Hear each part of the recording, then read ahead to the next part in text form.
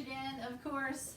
I just talked to you a little while ago about kind of the most common errors that I see when we're golfing, now that you've been golfing for a week or two. And I talked about keeping your spine angle the same and having your head match your spine angle instead of like that. And we did the hit the knee drill. And today I'd like to talk to you about the swing path.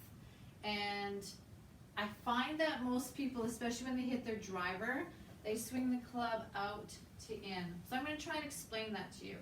So what I've done is I put a club on the ground, and the tennis ball is going to go right through the club. So this is my target line. So if I line up my club face square to that, the ball is going to leave in that direction. So everything on this side of the target line is called inside. Everything on this side is called outside. So bear with me for a moment. So if I swing the club out to in, so I tack the ball like this, out to in, you're going to see how the ball spins off to the right. I'm going to show you that again. I'm going to do that over here.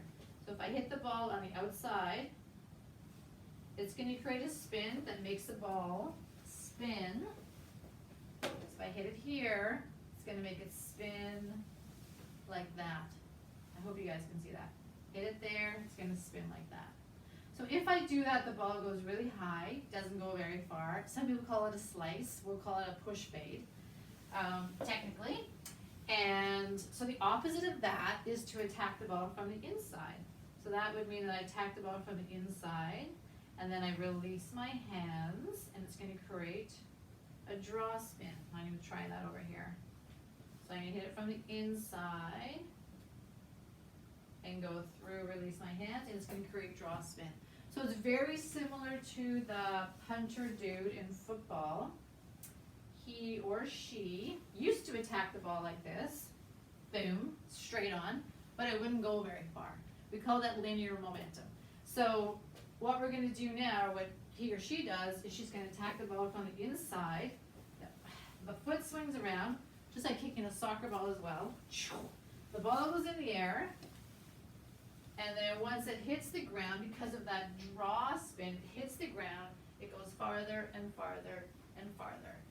So in football, they attack the ball from the inside, so once the ball's in the air, it goes farther. We call that angular momentum.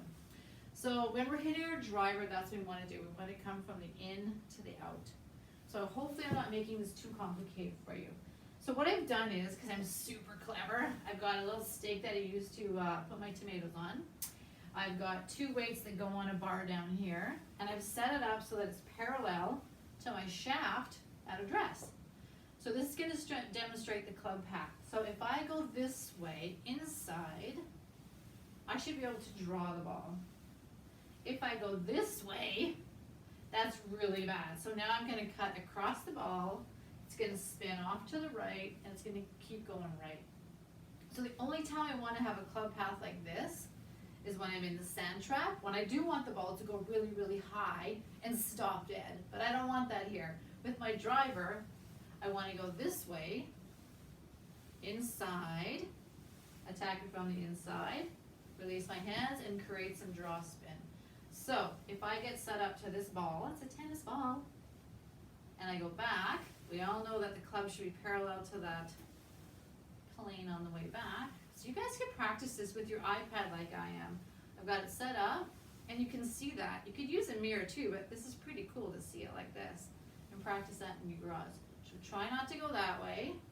That's the worst thing you can do.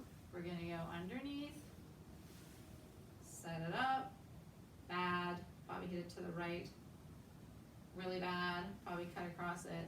So try to get it on pretty much the same angle and come through on that same in to out path. So I hope that's not too complicated for you, but yeah, the most common thing I see is the slice, cutting across the ball instead of coming in from the inside. So let me know how that goes. Hopefully that makes sense to you. And if you just have an alignment stick or a stake, just shove it in the grass. Get your iPad out there and see what's happening with your swing. Maybe it'll make a bit more sense to you. So have fun with that and good luck, and I'll see you again really soon. We'll talk about putting.